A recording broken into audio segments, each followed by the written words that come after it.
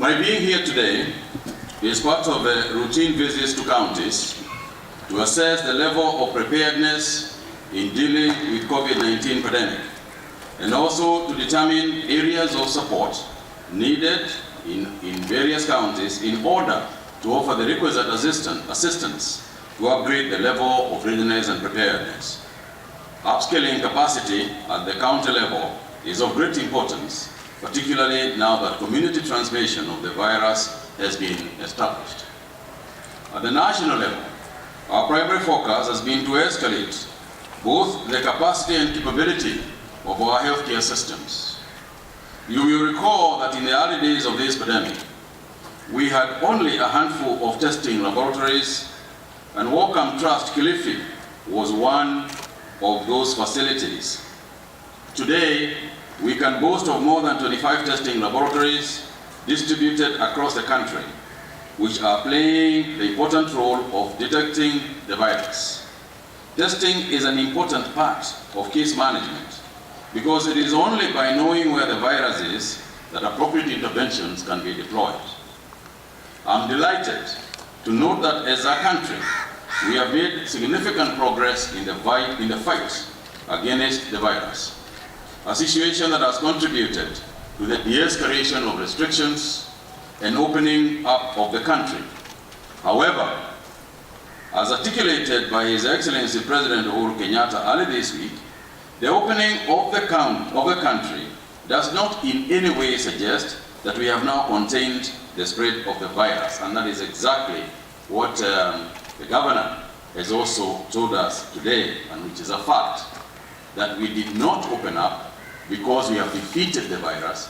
We opened up because we believe that the citizens of this nation, if they work with us and follow the rules, regulations, as we have explained from the Ministry of Health, from the county governments, from the national government, then we are ready to tackle it all together.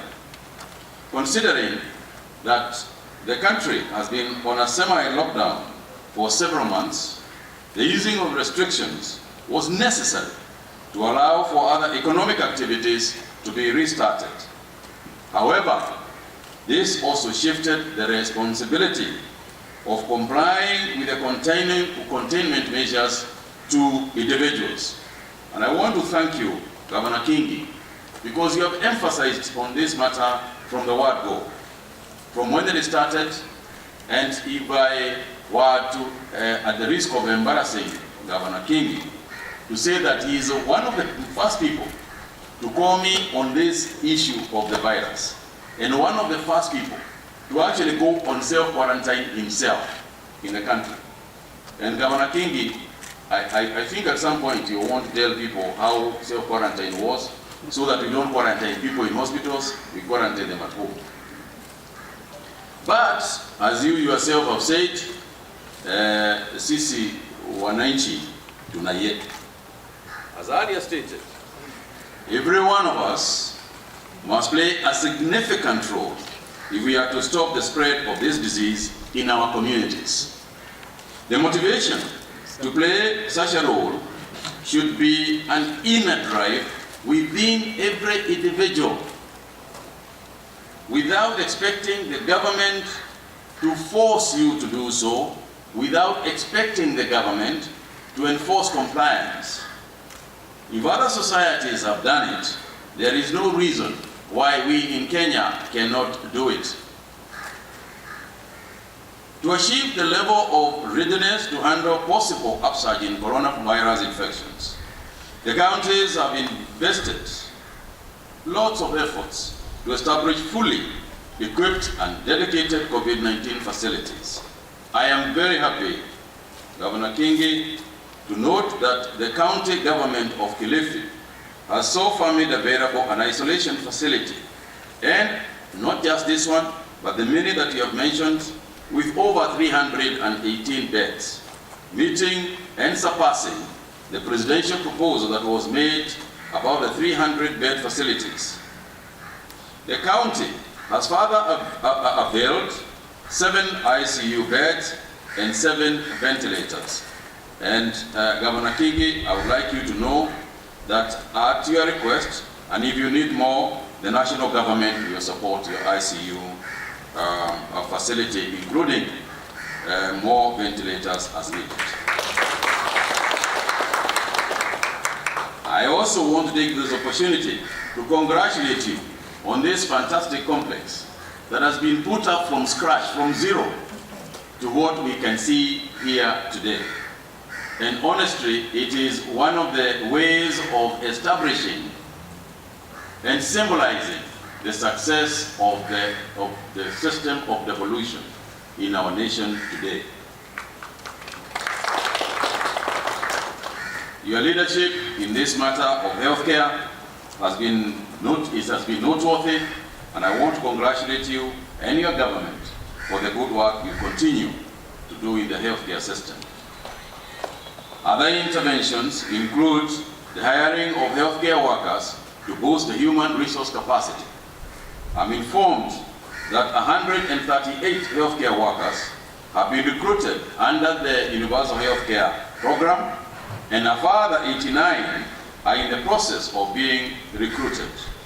Under the Management Equipment Services MES program, the ministry has equipped the Kilifi County Referral Hospital with renal, radiology, and theater equipment, which are now offering benefits to residents and saving them from traveling for specialized treatment out of this county and indeed country.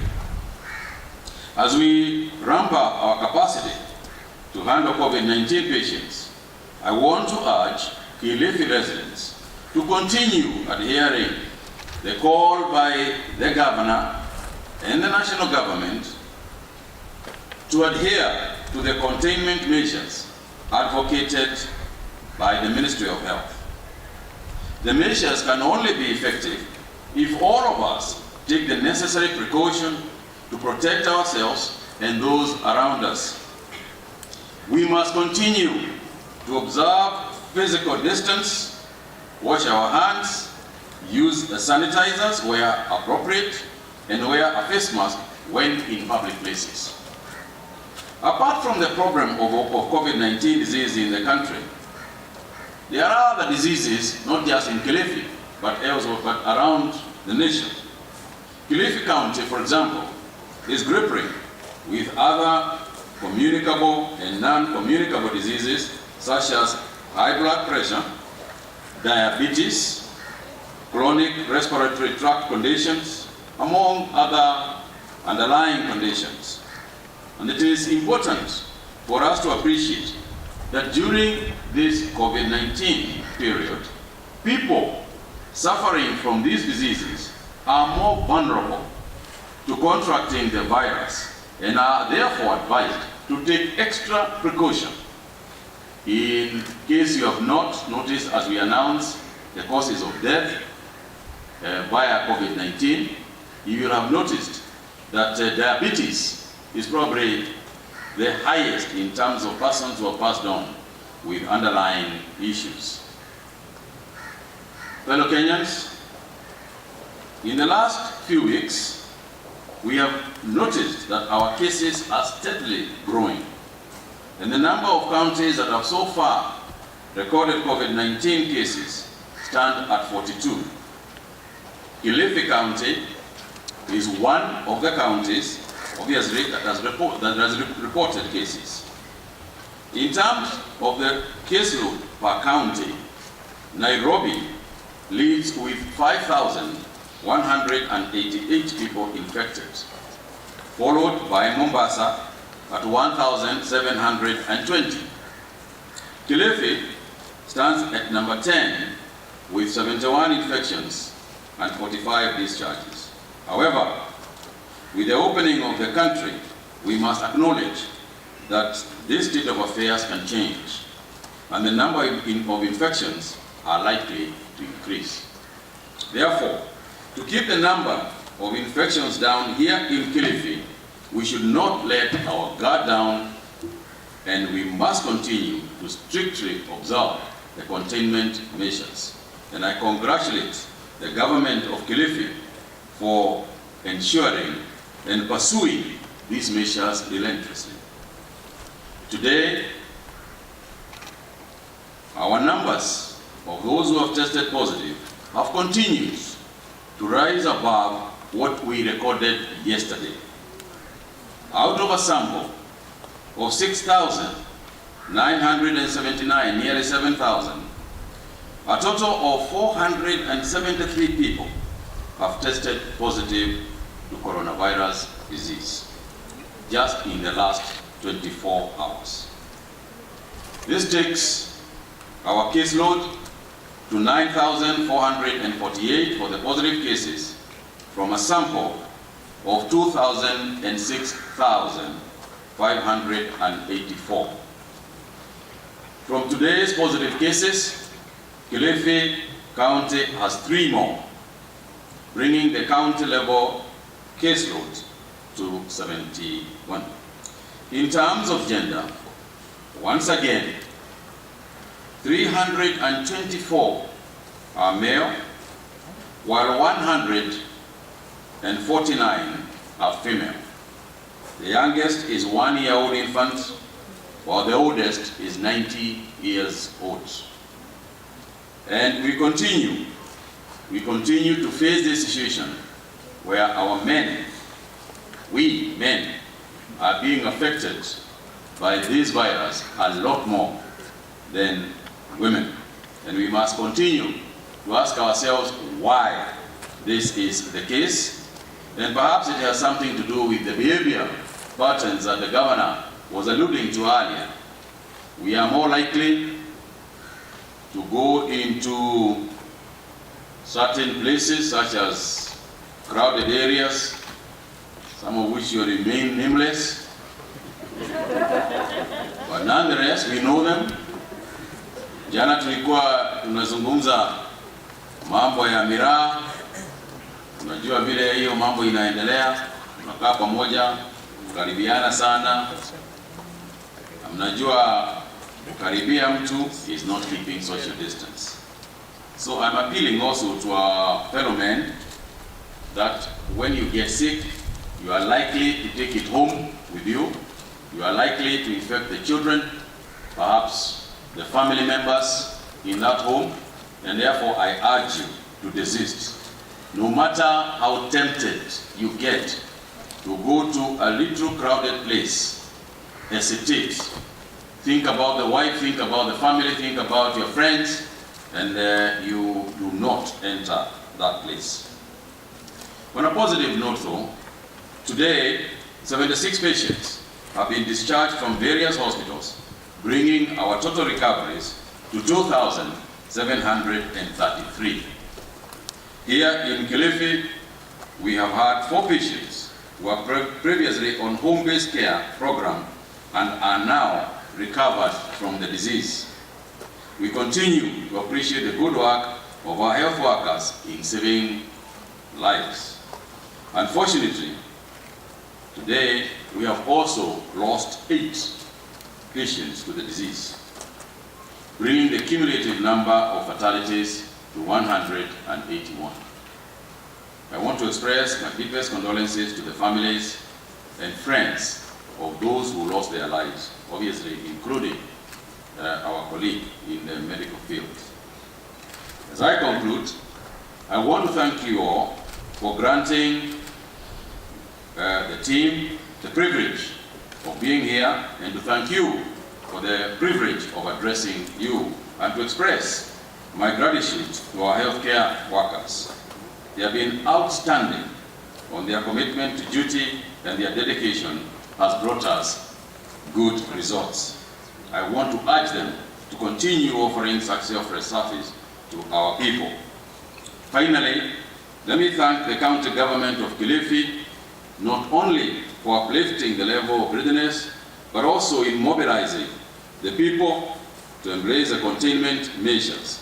The gains so far made through the cooperation of the national and county government and the people.